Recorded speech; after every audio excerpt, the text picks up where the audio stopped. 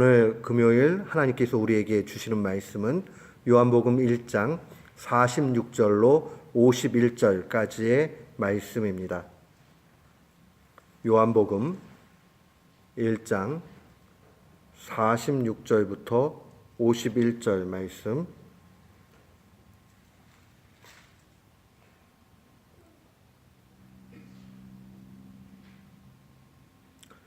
우리 같은 마음으로 46절부터 주의 말씀 봉독토록 합니다.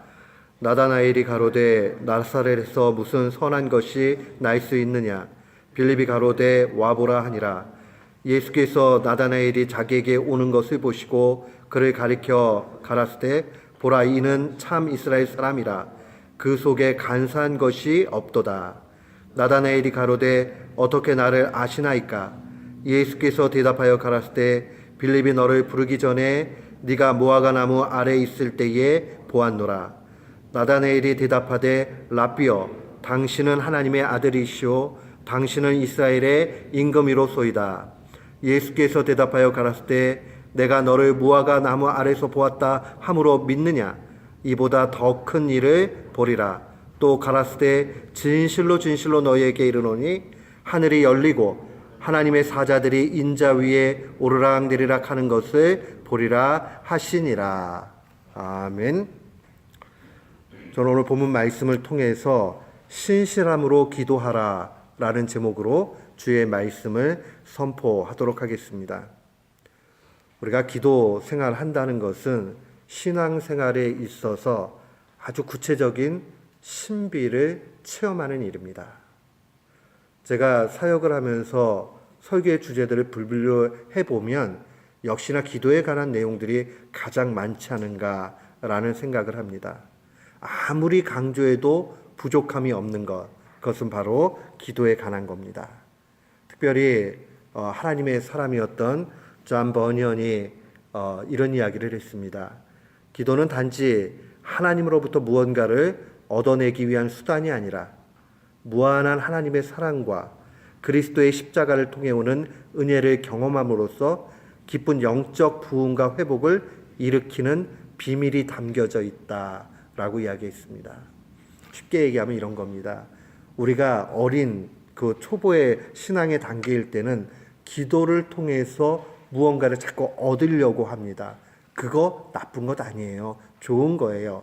그러나 요 차원이 넘어가게 되면 무엇을 얻어야지 하는 그거보다도 더 많이 하나님과 깊어지고 가까워지는 걸 통해서 느껴지는 그 신비로운 체험들이 있습니다. 제가 얘기하는 이 신비로운 체험이 뭐 아주 신비주의자들이 얘기하는 그런 것이 아니라 우리 일상 가운데서 그래 참 마음이 평안하다, 감사가 넘친다, 그래 하나님이 계시다는 게 나로 하여금 얼마나 큰 기쁨을 누리게 하는지 모른다 하는 그런 일들로 이끌어 간다는 겁니다. 자꾸 어린 시절에는 무언가가 얻어지면 좋아요. 그러나 성숙하고 더 한 단계 성장하게 되면 그냥 그런 것이 있지 않아도 하나님 한 분으로 참 마음의 평안과 위로를 삼게 됩니다. 근데 그 일들이 기도를 통해서 이루어진다는 것을 분명히 기억을 해야 됩니다. 사랑하는 성도 여러분, 많은 하나님의 사람들은 한결같이 기도를 통해서 하나님 앞으로 가까이 나아간다라고 고백을 했고 기도를 통해서 천상의 신비를 맛본다라고 그렇게 이야기했습니다. 기도 없이 하나님을 경험하거나 기도 없이 인생의 참 의미를 찾을 수 없습니다. 다른 존재들은 본능에 충실해서 할 수 있어요. 그러나 인간만큼은 의미를 추구합니다. 의미가 없으면 아무리 많은 것을 반짝거리는 것을 가져다 줘도 만족하지 못합니다. 그러나 우리가 조금 연약함이 있고 불편함이 있어도 그래도 하나님께서 내 삶 속에 개입하시면서 내 삶의 의미를 발견하게 하신다면 그 가운데 큰 만족을 얻을 수 있습니다.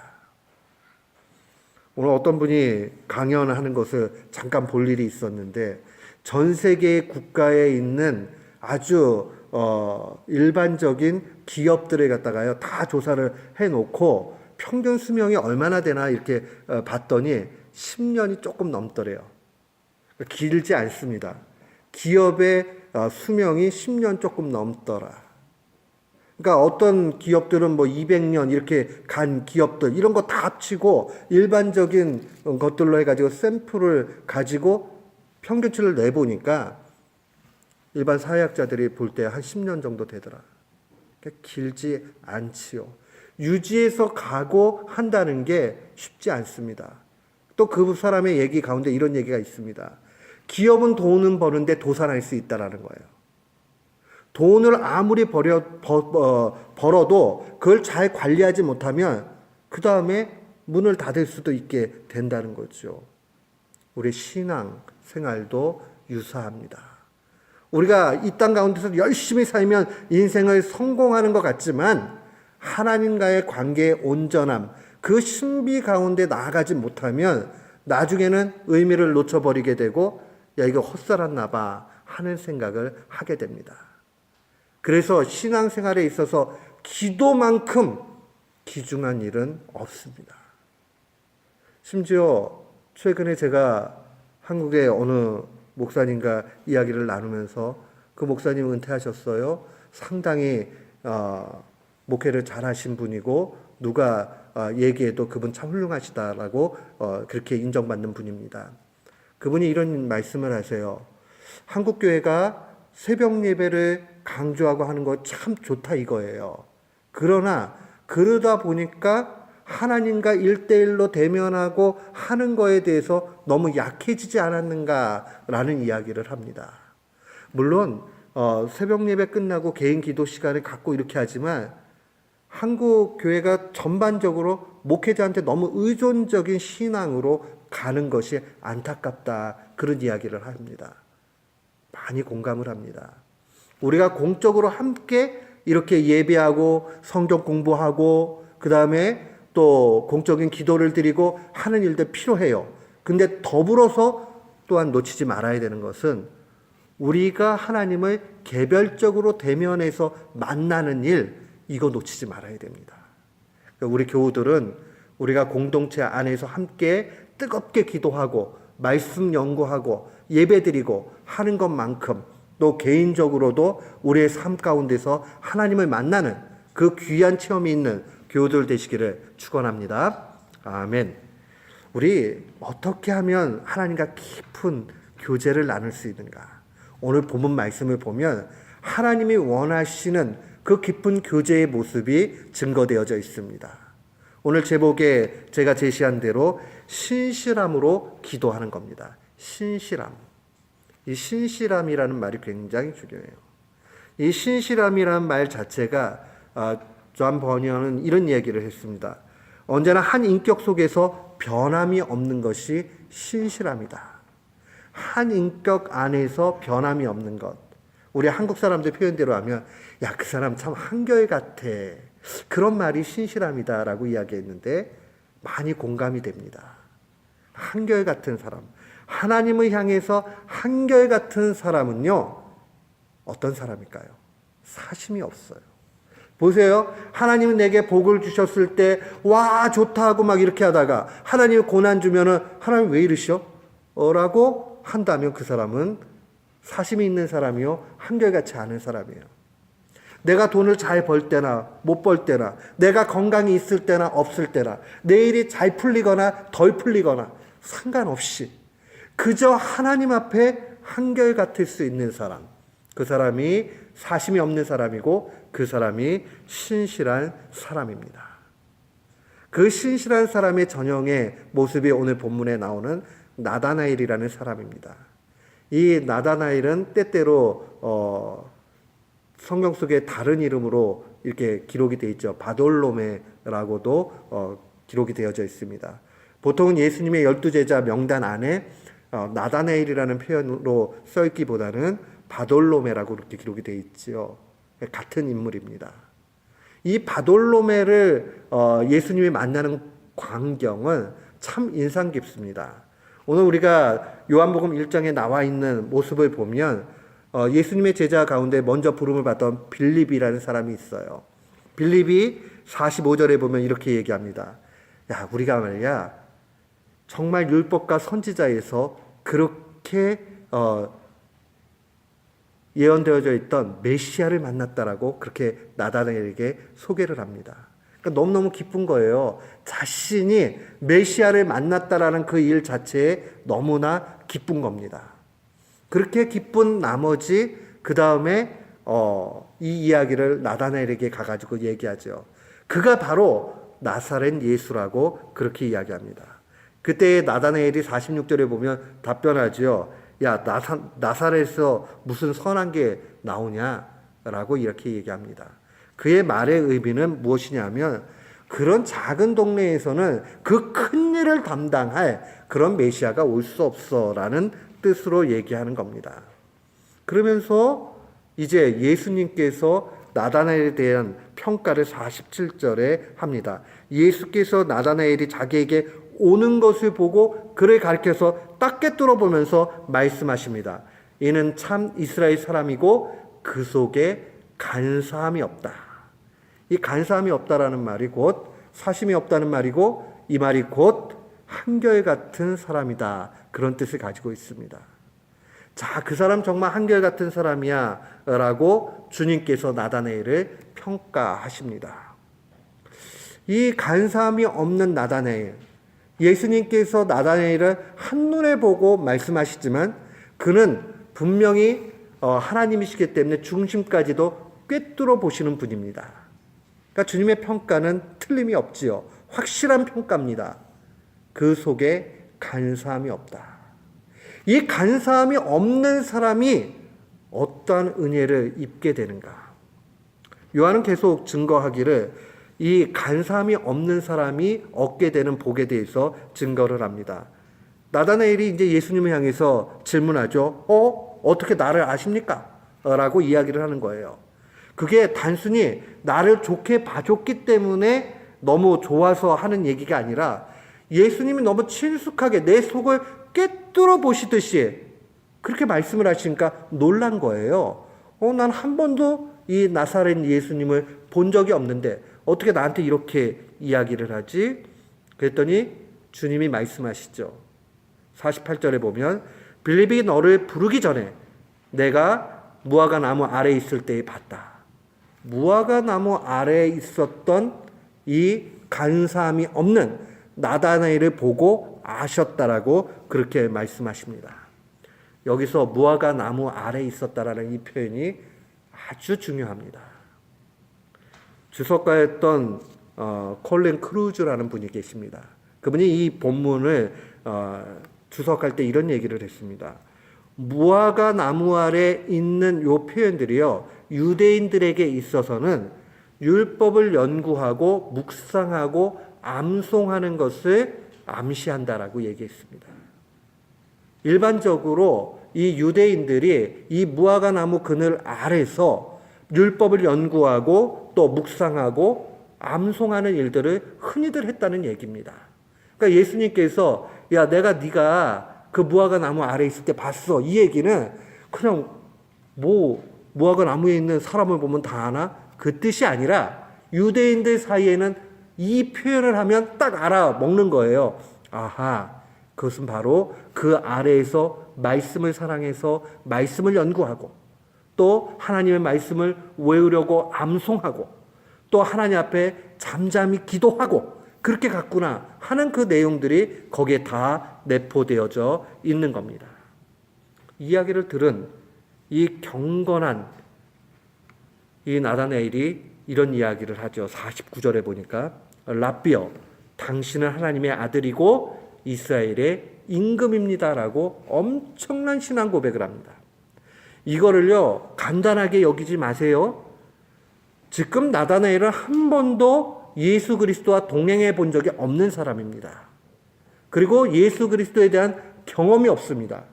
그럼에도 불구하고 그가 이 엄청난 신앙 고백을 할 수 있었던 이유는 그 중심에 간사함이 없고 진실한 가운데 하나님 앞에 늘 간구하며 경건의 모습으로 나아갔을 때에 예수님의 몇 마디 말씀을 가지고 그는 정말 메시아구나 하는 것을 간파했기 때문에 거기에 의미가 있는 겁니다. 사랑하는 성도 여러분, 성령님께서 역사해 주셔야 우리가 예수 그리스도를 온전히 알게 되고 하나님을 알게 되는 것 사실입니다. 동시에 하나님께서 우리에게 요구하는 것은 그 하나님을 그토록 알고자 하는 열정과 열심까지도 원하신다는 겁니다. 때때로는 성경 말씀 보면요, 입 벌리고 있으면 하나님이 사과를 뚝 떨어뜨려 가지고 목구멍에 넘어가도 문제가 안 되고 내 영양분이 되도록 그렇게 초자연적인 역사를 행하실 때도 분명히 있습니다.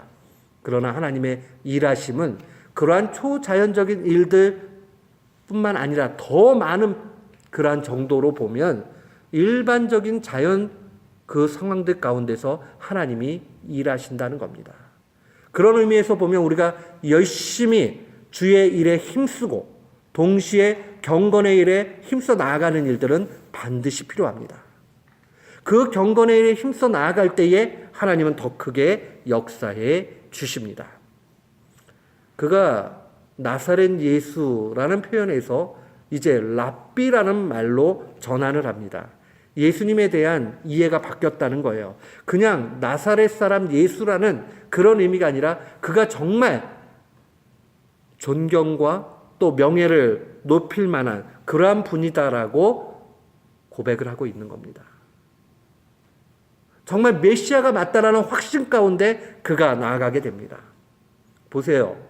이 경건했던 사심이 없었던 진실했던 나다나엘이 주님의 말씀을 만나고 나니까 그 다음에 비로소 내가 찾고 있던 그 메시아가 이분이 맞구나 하는 것을 명확하게 알게 됩니다.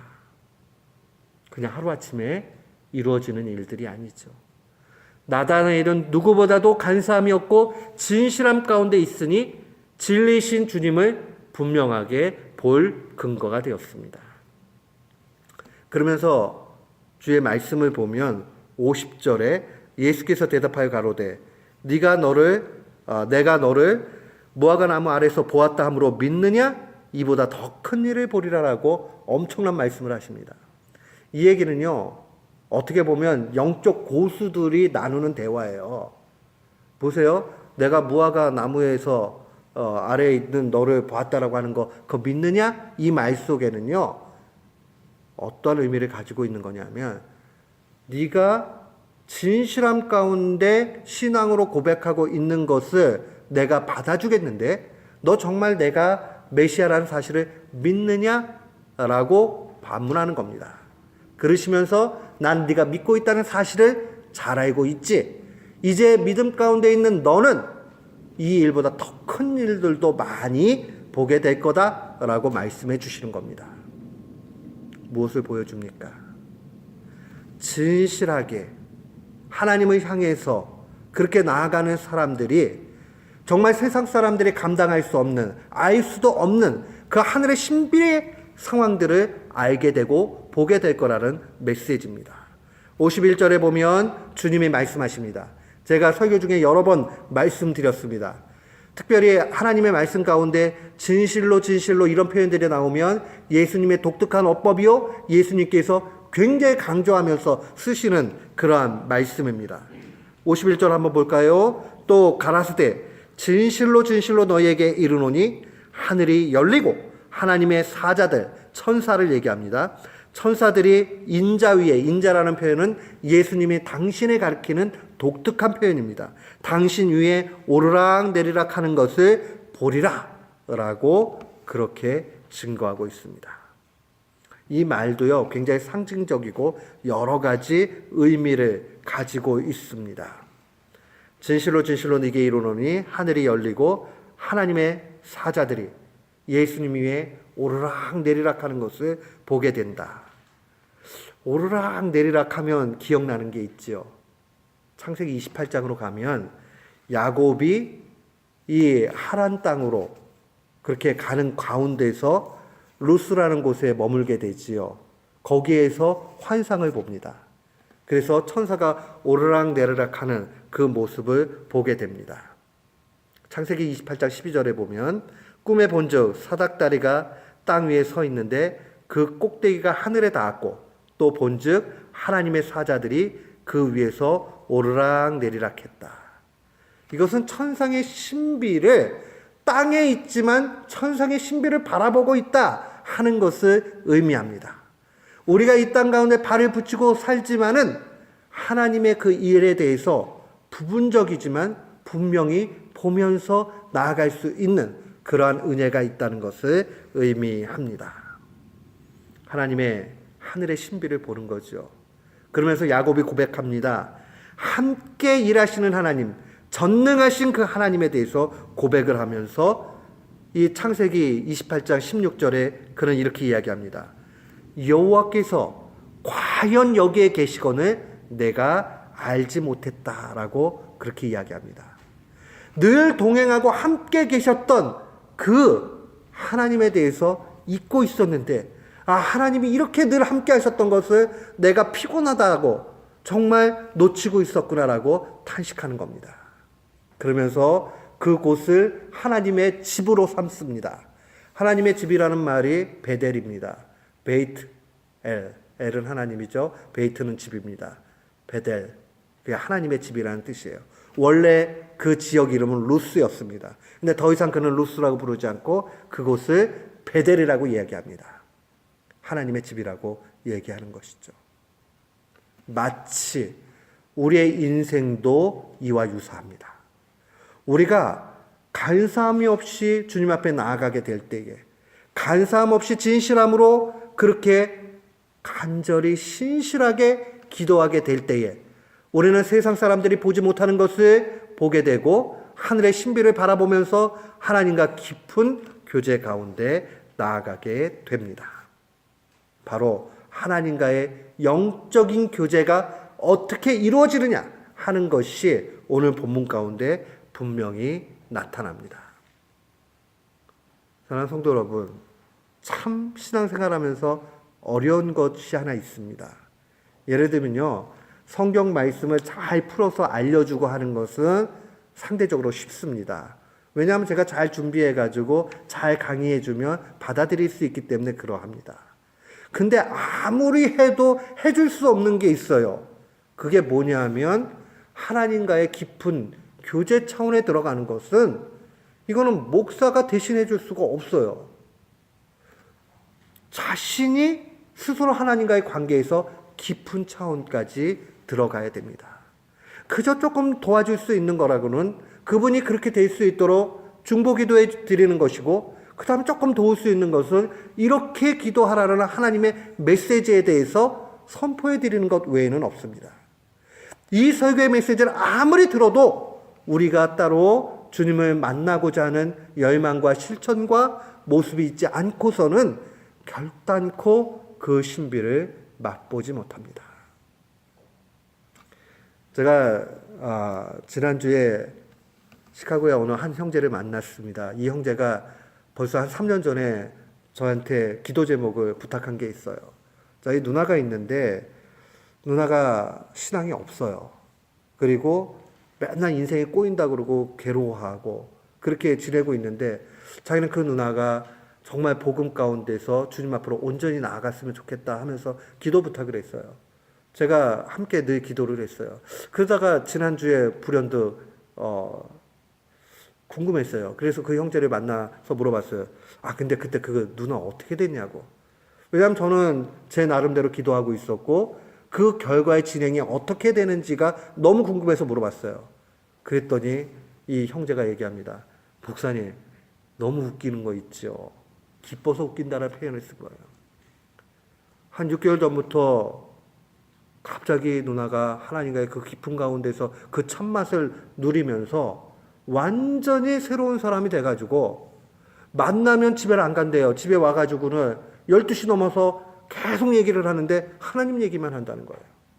그리고 한번 자리에 앉으면 7시간, 8시간을 그저 하나님 앞에 깊이 기도한다는 겁니다. 돈 준다고 누가 7시간, 8시간 기도해보라고 해보십시오. 기도 잘 안 돼요. 근데 그 기쁨, 하나님과의 그 아주 깊은 관계 속의 개인적인 그 시간들, 거기서 얻어지는 그 기쁨을 체험한 사람은 정말 그렇게 기도할 수 있습니다. 사랑하는 성도 여러분, 그래도 우리가 예수 믿는다고 하고 신앙생활 한다고 하고 그런다면 이 깊은 차원의 기도 가운데 들어가야 되지 않겠습니까? 오늘 나다나엘은 그 예수 그리스도를 바라보면서 실제로 체험을 했습니다. 수많은 사람들이, 성경 속에 나오는 수많은 사람들이, 이름은 없을지라도 있던 그 평범한 사람들이, 어떤 이들은 예수 그리스도를 바라보고 메시아가 맞다라고 분명히 받고, 어떤 이들은 그토록 구약 성경에 능통하게 연구를 하고 학자가 되고 그 다음에 똑똑하다고 했지만 예수 그리스도를 보고서도 메시아인 줄 모르는 사람들도 있었습니다. 무엇이 이 차이를 만들었겠습니까? 다른 것 아니에요. 진실함으로 주님 앞에 간구하며 갔는가 하는 것이 중점입니다. 나다나엘도 분명히 편견이 있으니까 나사렛에서 무슨 선한 게 나와 이런 말 했단 말이에요. 그러나 예수님을 만나고 예수님의 한두 말씀을 딱 듣는 순간 영적으로 금방 깨닫게 되었습니다. 신앙과 경건의 훈련과 삶은 그러합니다. 여러분, 성경 속에는요, 영적인 차원의 얘기들이 너무 신비롭게 그렇게 기록되어져 있습니다. 하나님의 뜻 가운데 진행이 되지만 때때로는 우리가 하나님 앞에 간구해 나가는 일들이 눈에 보이지 않는 영적 싸움들 속에서 더 빨리 이루어지는데 도움이 되기도 하고, 어떨 때는 그 일들이 뒤처지는, 지체되는 원인이 되기도 한다는 것을 분명히 봐야 됩니다. 성경 속에는 우리의 기도를 너무나 귀하게 묘사하고 있고 숨겨놓고 우리에게 그것을 발견하라고 명령합니다. 사랑하는 성도 여러분, 그런 의미에서 우리가 이번 한 주간, 특별히 사순절 기간에 놓치지 말아야 되는 것은 신실함으로 기도하는 겁니다. 사심없이 한결같은 마음으로 주님 앞에 깊은 차원의 기도로 나아가는 겁니다. 어떻게 하면 우리가 신실하게 깊은 차원으로 그렇게 나아갈 수 있습니까? 그것은 바로 우리의 죄악을 먼저 내어 놓을 수 있어야 됩니다. 시편 66편 18절 말씀을 보면 내가 나의 마음에 죄악을 품었더라면 주께서 듣지 아니하시리라 라는 고백이 있습니다. 그 말은 다른 것이 아니에요. 여전히 죄 가운데 우리가 그냥 그걸 묻어두고 있으면 하나님 앞에 간구되는 일들이 참된 구함이 되지 못한다는 겁니다. 마치 그림으로 형상화한다면 우리 속에 죄된 못된 습성들을 가지고 있으면서 온갖 아름다운 말로 하나님 앞에 간구를 해도 그 죄가 맞기에 결단코 하나님 앞에 가지 못한다는 겁니다. 그렇기 때문에 우리에게 가장 먼저 신실함으로 기도하기 위해서 필요한 것은 깊은 회개 가운데 나아가야 됩니다. 그 깊은 회개는요, 간단한 문제가 아니에요. 주님께서 사해 주셨다는 그 확신 가운데서 간구를 하는 것이고, 다른 한편에서는 그 죄에서 떠나겠다라는 결단이 함께 가야 됩니다. 주님이 다 능력으로 내 죄를 사해 주셨지 하고 거기에만 머무르고 내 신앙적 결단이 없는 것은 지난 주일날 제가 설교한 대로 구원파적 신앙에 불과합니다. 구원파적 신앙. 한국교회가 왜 이렇게 됐느냐 했을 때 많은 학자들이 진단합니다. 올해는 구원파를 이단이라고 얘기하면서 많은 성도들이, 많은 목회자들이 그저 구원파적으로 믿고 행한다라고 얘기합니다. 구원파들은 그러죠. 네가 구원받았다는 걸 깨달은 즉시 그것으로 족하다. 그 말이 맞는 듯해요. 그런데 이것은 처음에 전제를 놓고 신앙생활하는데 사용하면 안 됩니다. 그 얘기는 우리가 구원에 어떤 것도 보탤 필요는 없어요. 예수 그리스도의 공로를 통해서만 구원을 받는 거예요. 근데 이렇게 고백할 수 있는 사람은 어떤 사람이 고백하는 거냐? 내가 하나님 앞에 회개하고 경건에 힘쓰고 애쓰고 해봤자 실은 제 또 짓거든요. 그리고 좌절하고 너무 힘들어요. 그렇게 발악을 하면서 마지막에 그래도 주님의 공로로 구원해 주시니 감사합니다 라고 할 때 의미가 있는 것이지, 전제로 딱 집어놓고 주님이 다 하셨으니까 나는 막 살아도 되고 한두 번씩 그냥 규칙적으로 주님 죄송 이러면 되는 것 같이 생각하는 것은 잘못이라는 겁니다. 근데 우리 신앙이 얼마나 그런 쪽으로 잘못 가고 있는가 하는 것을 기억해야 됩니다. 유대인들이 안정감을 얻기 위해서 수많은 자기들이 지켜야 될 일들을 막 만들어 놓고 그걸 통해서 구원을 얻는다라고 착각하는 위험에 반대측에 있는 것이 바로 구원파적 신앙입니다. 그냥 주님이 다 이루셨으니까 됐다. 그 한 문장 자체는 완전히 틀린 것은 아니에요. 맞는 문장이에요. 그러나 문제는 이것은 전제가 되면 안 되고 맨 마죽 결과가 돼야 됩니다. 내가 주님 앞에 경건히 힘쓰고 주님 앞에 나아가면서 이것이 구원에 아무런 유익이 없다는 사실 알지만은 하나님과의 그 가까운 관계들 속에서 이것이 하나님이 기뻐하시는 일이고 죄를 멀리하는 것을 가치 있는 것으로 하나님이 여겨주신다는 그 마음 가운데서, 그러나 맨 마지막에 주님 나는 이렇게 하고도 또 죄 져요. 그러니 구원 못 받아요. 그러나 예수 그리스도의 십자가의 공로가 다 구원해 주시니 그것 너무 감사해요. 이렇게 가야 된다는 겁니다. 우리 교우들은 이거 놓치지 말아야 돼요. 나쁜 짓 다 하고 다 속이고 그렇게 해놓고는 그 다음에 구원받았다 이렇게 얘기하면 하나님이 그것을 기뻐하시겠는가? 그래서 주님도 열매를 보고 한다라는 말씀을 하시는 겁니다. 좋은 나무냐 나쁜 나무냐 하는 것은 그 열매를 보고 한다. 우리에게 선행의 열매들이 분명히 있어야 됩니다. 그렇기 때문에 우리가 이 신실해지기 위해서 우리의 죄악을 토로하면서 하나님 앞에 간절한 기도 가운데 나아가야 합니다. 존 버년이 신실함에 대해서 이렇게 얘기합니다. 언제나 적당히 얼버무리지 않고 명확하게 자신의 죄를 고백하는 신앙이 신실함이다라고 얘기했습니다. 다만 이거는요, 신앙의 고수들이 정말 정확하게 꿰뚫면서 하는 얘기예요. 하나님이 아시니까 그리고 얼버무리면서 회개해 보신 적 없으신가요? 그 주님이 아시니까 이렇게 심각하게 생각 안 하고. 하나님의 영적인 사람들은요, 작은 죄악까지도 심각하게 여기면서 자기를 늘 살피며 간 것을 놓치지 말아야 됩니다. 감리교를 시작했던 존 웨슬리 목사님이 얼마나 철저하게 죄악들에 대해서 세분화시키면서 자기를 이렇게 점검해 갔는지 모릅니다. 그게 웨슬리안들의 아주 깊은 영성이에요. 우리에게 그 모습이 분명히 필요합니다.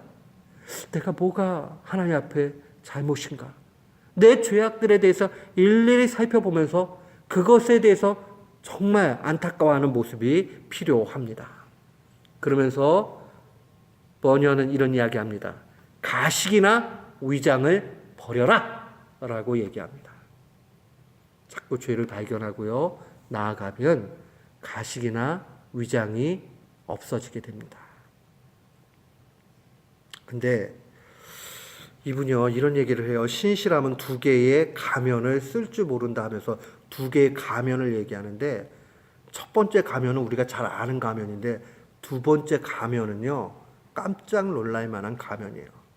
그가 신실한 사람, 가식이 없는 사람, 사심이 없는 사람, 이 사람은 두 가지의 가면을 쓸 줄 모르는데, 첫 번째 가면은 다른 사람에게 보이기 위한 가면을 쓰지 않는다는 거예요. 신실하게 하나님만 바라보고 이렇게 가는 사람은 다른 사람을 의식하지 않고 그 사람들에게 잘 보이려고 하지 않는다는 거예요. 근데 두 번째 가면이 굉장히 놀랍습니다. 그는 이렇게 이야기합니다. 은밀한 곳에서 하나님께 보여드리기 위한 이중적인 가면을 쓰지 않는다. 이거는요, 신앙생활을 조금 깊이 해본 사람에게 분명히 깨달아지는 진리입니다.